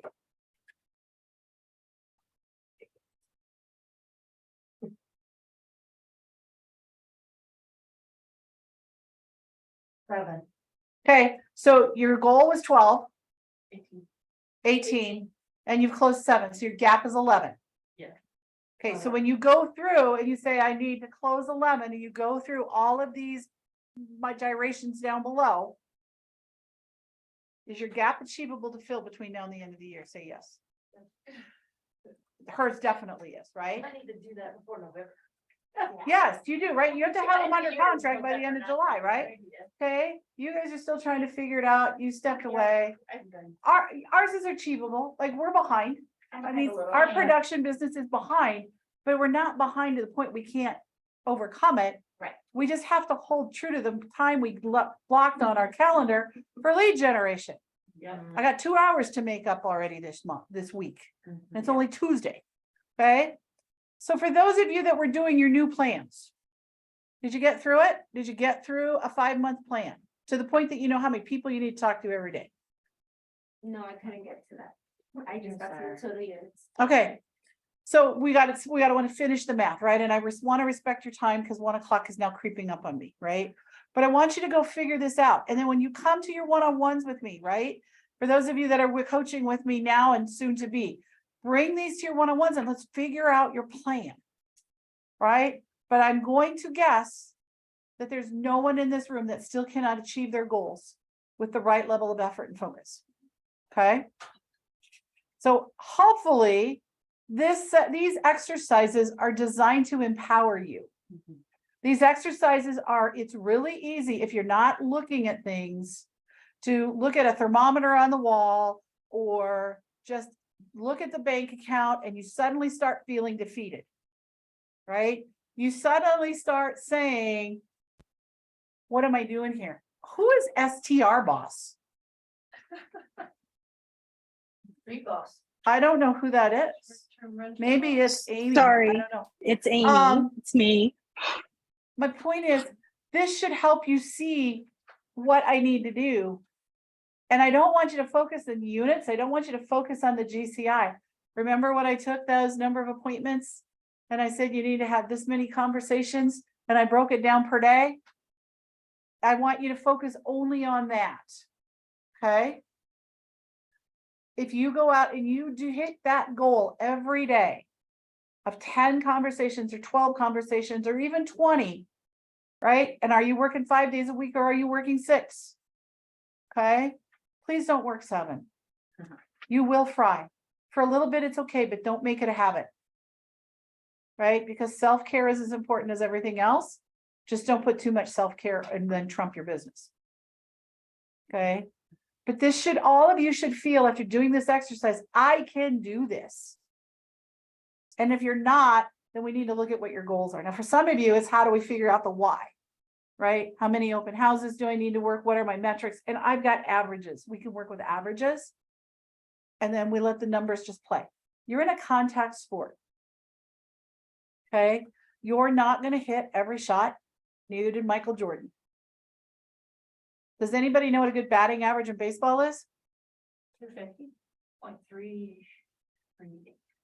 0.3 something. Do you know what that means?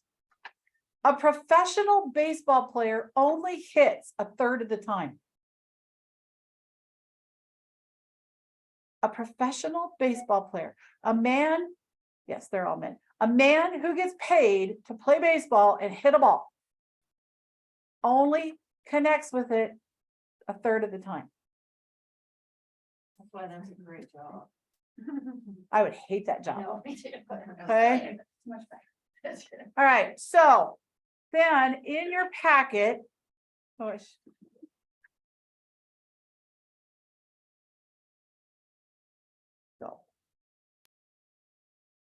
in your packet, I want to share with you a piece of some stuff that I picked up when I was gone to Traverse City. I went and spent a week with Jeff Glover. It's someone who I have a great amount of respect for. He himself lists 100 homes a year, plus has a whole lot of other businesses.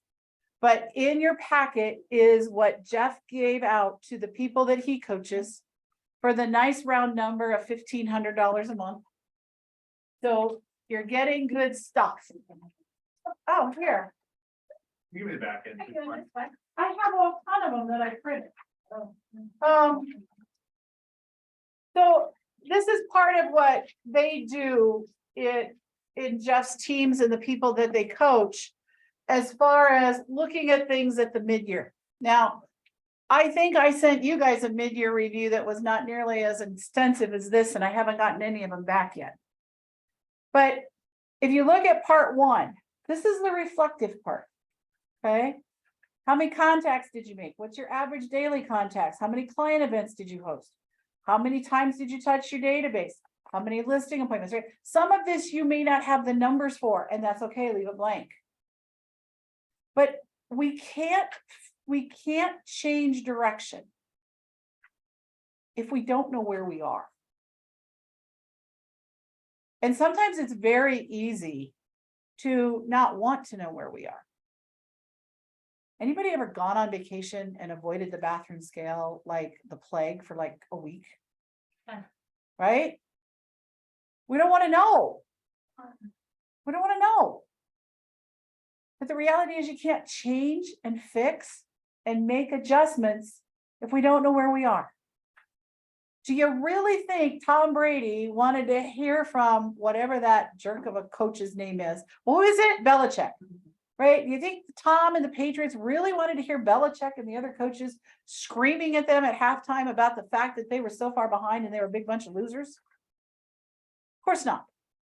They would have preferred to be in the Falcons room because everybody in the world believes the Falcons had already won that Super Bowl game, including the Falcons themselves. If you don't know where you are, do you know how to adjust? The answer is no. So if your numbers aren't where you'd like them to be, I don't really care. It's between you and me if you choose to bring them to me. But I'm going to help you. I think there's some people in this room that would validate that I'll help you. Okay.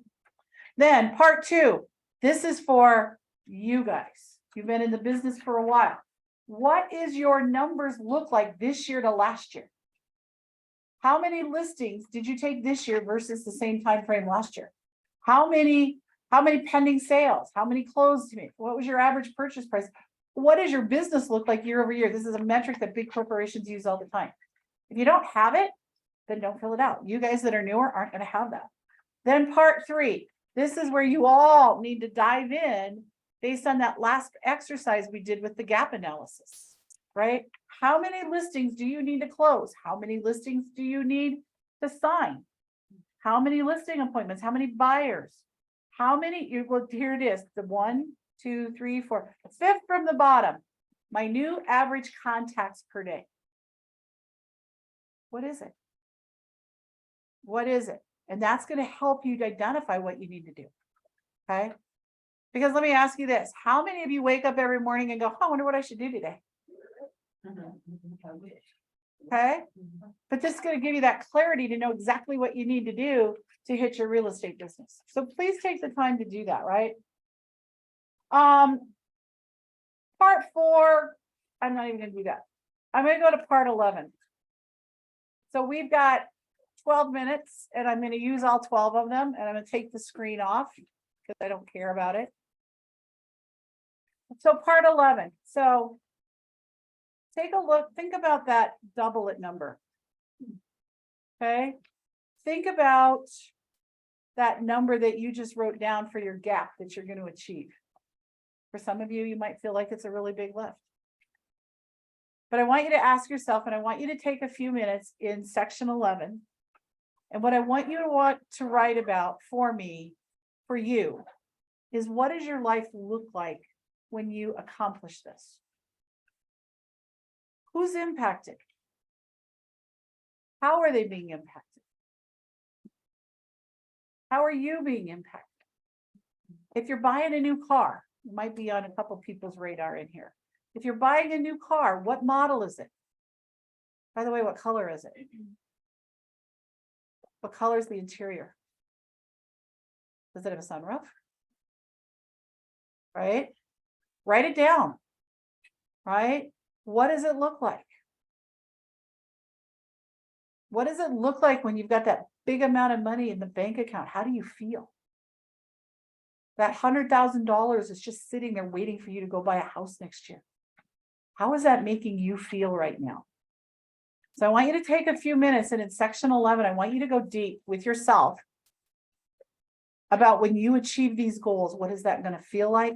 What is that going to look like? How's it going to feel when your husband says, I quit on December 31st? How does it feel when your partner says, I'm retired? Write it down.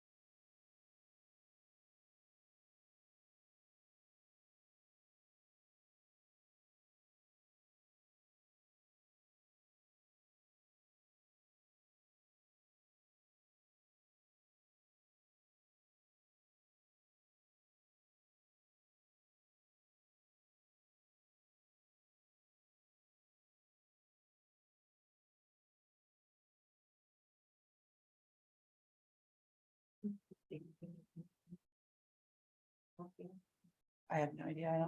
I'd have to look up the calendar.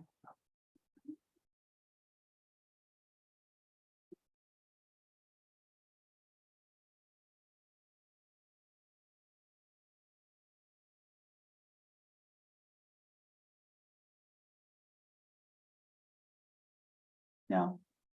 And we're down at Productivity Labs in Old Town anyway tomorrow, so there won't be many people up here anyway.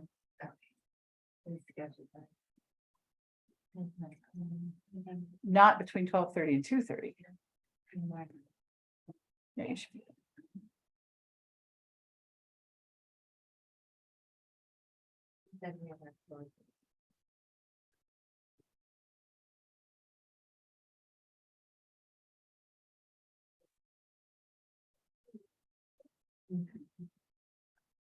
All right, so that was all the fun touchy-feely stuff. So want to hear ahas. What did you guys take away from today? I need 3.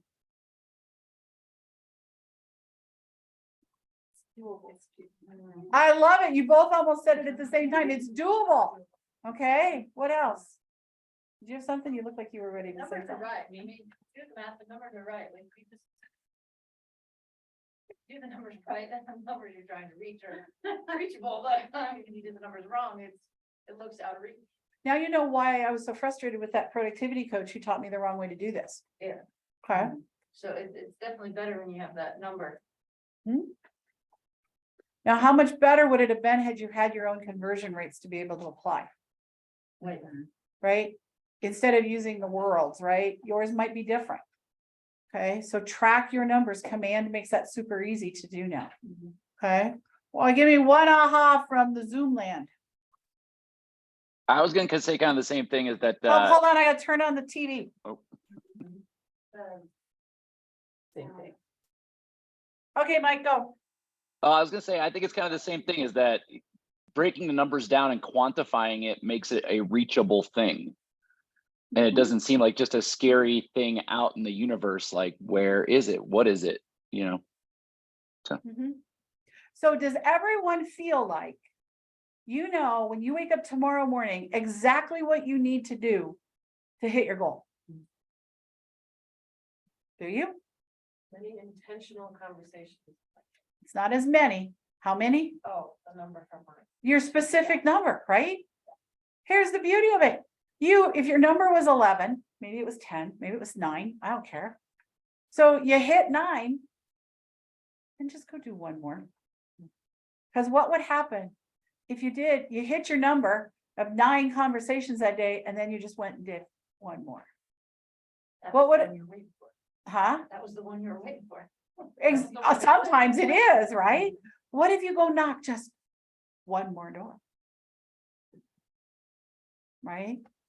What if you put out just one more open house sign? Right?